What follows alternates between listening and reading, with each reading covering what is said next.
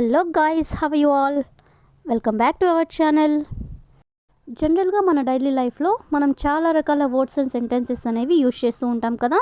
So అలాంటి words and సెంటెన్సెస్లో నుంచి నేను కొన్ని వర్డ్స్ తీసుకొని వాటికి సంబంధించిన కొన్ని ఎగ్జాంపుల్ సెంటెన్సెస్ అనేవి మీకు క్లియర్గా చెప్తాను. మీరైతే ఈ వీడియోని స్కిప్ చేయకుండా ఎండ్ వరకు చూడడానికి ప్రయత్నించండి. అలాంటి వీడియోస్ నా ఛానల్లో చాలానే ఉన్నాయి, వాటిని కూడా ఒకసారి మీరు ప్లేలిస్ట్లోకి వెళ్ళి చూసేయండి. మీకు ఏమైనా డౌట్స్ ఉంటే డిస్క్రిప్షన్లో నా ఇన్స్టాగ్రామ్ ఐడి అనేది లింక్ ఇచ్చున్నాను, ఒకసారి చెక్ చేయండి. మరెందుకు ఆలస్యం, let's go to the topic. First word మౌనంగా ఉండు, అంటే మాట్లాడకుండా ఉండు అని. దీన్ని ఇంగ్లీష్లో కీప్ క్వైట్. కీప్ క్వైట్ అంటే మౌనంగా ఉండు అని. ఈ వర్డ్ని కూడా మనం చాలా సందర్భంలో యూజ్ చేస్తూ ఉంటాం కదా.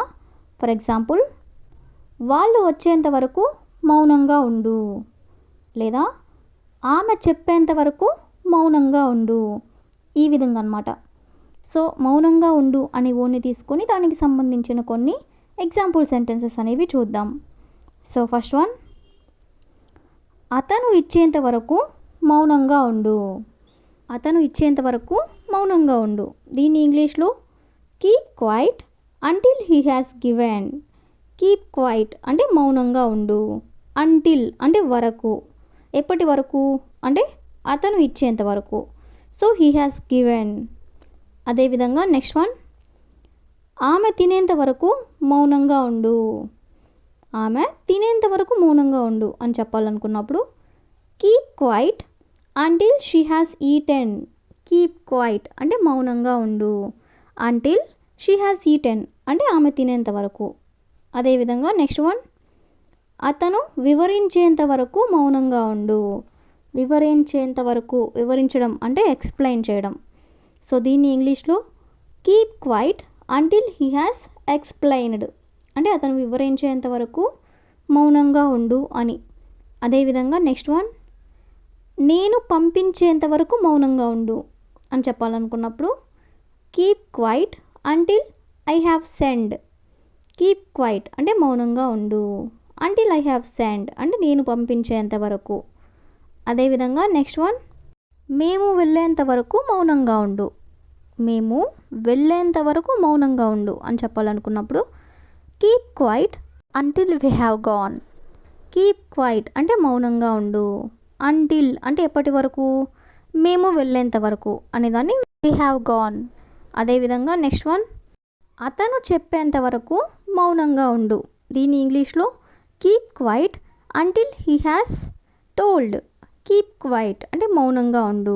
అంటిల్ హీ హ్యాస్ టోల్డ్ అంటే అతను చెప్పేంత వరకు. అదేవిధంగా నెక్స్ట్ వన్, ఆమె వచ్చేంత వరకు మౌనంగా ఉండు. ఆమె వచ్చేంత వరకు మౌనంగా ఉండు అని చెప్పాలనుకున్నప్పుడు keep quiet until she has come. Keep quiet until she has come అంటే ఆమె వచ్చేంత వరకు మౌనంగా ఉండు అని. సో ఈ విధంగా అయితే మౌనంగా ఉండు అనే వర్డ్ని తీసుకొని దానికి సంబంధించిన కొన్ని ఎగ్జాంపుల్ సెంటెన్సెస్ అనేవి చూసాం కదా. నెక్స్ట్ వర్డ్ ఒకసారి చూడండి, ఉండలేకపోయాను. ఇలా అంటూ ఉంటారు కదా. అంటే ఫర్ ఎగ్జాంపుల్, వాళ్ళు ఐస్ క్రీమ్ తినకుండా ఉండలేకపోయారు, లేదా ఆమె నిజం చెప్పకుండా ఉండలేకపోయింది. ఈ విధంగా ఉండలేకపోయారు లేదా ఉండలేకపోయింది అనే వర్డ్ని తీసుకొని దానికి సంబంధించిన కొన్ని ఎగ్జాంపుల్ సెంటెన్సెస్ అనేవి చూద్దాం. సో ఫస్ట్ వన్, నేను ఆ బుక్ చదవకుండా ఉండలేకపోయాను. అంటే నాకు ఆ బుక్ చదవాలనిపించింది, చదవకుండా ఉండలేకపోయాను అని. సో దీన్ని ఇంగ్లీష్లో I couldn't help reading that book. I couldn't help reading that book అంటే నేను ఆ బుక్ చదవకుండా ఉండలేకపోయాను అని. అదేవిధంగా నెక్స్ట్ వన్, మేము ఆమెని తిట్టకుండా ఉండలేకపోయాము. మేము ఆమెని తిట్టకుండా ఉండలేకపోయాము అని చెప్పాలనుకున్నప్పుడు we couldn't help scolding her. We couldn't help అంటే మేము ఉండలేకపోయాము. స్కోల్డింగ్ హర్ అంటే ఆమెని తిట్టకుండా. అదేవిధంగా నెక్స్ట్ వన్, ఆమె ఆ చీర కొనకుండా ఉండలేకపోయింది. ఆమె ఆ చీర కొనకుండా ఉండలేకపోయింది అని చెప్పాలనుకున్నప్పుడు she couldn't help buying that sari. Buying that sari అంటే ఆ చీర కొనకుండా. షీ కుడెంట్ హెల్ప్ అంటే ఉండలేకపోయింది. అదేవిధంగా నెక్స్ట్ వన్, వాళ్ళు క్రికెట్ ఆడకుండా ఉండలేకపోయారు. వాళ్ళు క్రికెట్ ఆడకుండా ఉండలేకపోయారు అనేదాన్ని they couldn't help playing cricket. They couldn't help playing cricket అంటే వాళ్ళు క్రికెట్ ఆడకుండా ఉండలేకపోయారు అని. అదేవిధంగా నెక్స్ట్ వన్, నేను టామ్ అండ్ జెర్రీ చూడకుండా ఉండలేకపోయాను. నేను టామ్ అండ్ జెర్రీ చూడకుండా ఉండలేకపోయాను అని చెప్పాలనుకున్నప్పుడు I couldn't help watching Tom and Jerry. I couldn't help అంటే నేను ఉండలేకపోయాను, వాచింగ్ టామ్ అండ్ జెర్రీ అంటే టామ్ అండ్ జెర్రీ చూడకుండా. అదేవిధంగా నెక్స్ట్ వన్, మేము వాళ్ళని చూసి నవ్వకుండా ఉండలేకపోయాము. మేము వాళ్ళని చూసి నవ్వకుండా ఉండలేకపోయాము అని చెప్పాలనుకున్నప్పుడు we couldn't help laughing at them. We couldn't help అంటే మేము ఉండలేకపోయాము, లాఫింగ్ ఎట్ దెమ్ అంటే వాళ్ళని చూసి నవ్వకుండా. అదేవిధంగా నెక్స్ట్ వన్, అతను నిజం చెప్పకుండా ఉండలేకపోయాడు. దీన్ని ఇంగ్లీష్లో he couldn't help telling the truth. He couldn't help telling the truth అంటే అతను నిజం చెప్పకుండా ఉండలేకపోయాడు అని.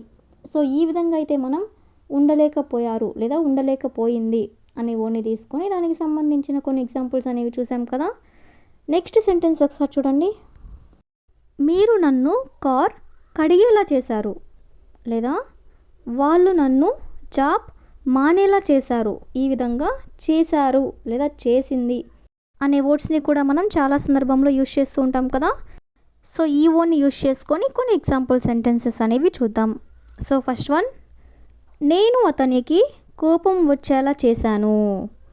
నేను అతనికి కోపం వచ్చేలా చేశాను అని చెప్పాలనుకున్నప్పుడు I made him get angry. I made him నేను అతనికి చేశాను, ఏం చేశాను, కోపం వచ్చేలా అంటే గెట్ యాంగ్రీ. అదేవిధంగా నెక్స్ట్ వన్, నువ్వు నన్ను అరిచేలా చేశావు. నువ్వు నన్ను అరిచేలా చేశావు అని చెప్పాలనుకున్నప్పుడు you made me shout. You made me shout అంటే నువ్వు నన్ను అరిచేలా చేశావు అని. అదేవిధంగా నెక్స్ట్ వన్, మేము వాళ్ళని ఆ పని చేసేలా చేశాము. మేము వాళ్ళని ఆ పని చేసేలా చేశాము అని చెప్పాలనుకున్నప్పుడు we made them do that work. Do that work అంటే ఆ పని చేయడం. వి మేడ్ దెమ్ అంటే మేము వాళ్ళని చేశాము, ఏంది ఆ పని చేసేలా. అదేవిధంగా నెక్స్ట్ వన్, మీరు నన్ను కార్ కడిగేలా చేశారు. మీరు నన్ను కార్ కడిగేలా చేశారు అని చెప్పాలనుకున్నప్పుడు you made me wash the car. You made me wash the car అంటే మీరు నన్ను కార్ కడిగేలా చేశారు అని. అదేవిధంగా ది లాస్ట్ సెంటెన్స్, అతను నన్ను ఇంగ్లీష్లో మాట్లాడేలా చేశాడు అని చెప్పాలనుకున్నప్పుడు he made me speak in English. He made me అంటే అతను నన్ను చేశాడు, ఎలా చేశాడు, స్పీక్ ఇన్ ఇంగ్లీష్ అంటే ఇంగ్లీష్లో మాట్లాడేలా చేశాడు. సో ఈ విధంగా మనం కొన్ని ఎగ్జాంపుల్స్ అనేవి చూసాం కదా. So that's all for today. I will ask you A question for you. వాళ్ళు నన్ను పని మానేసేలా చేశారు. వాళ్ళు నన్ను పని మానేసేలా చేశారు. If you know this one in English, please you can comment in the comment section. Thank you for watching.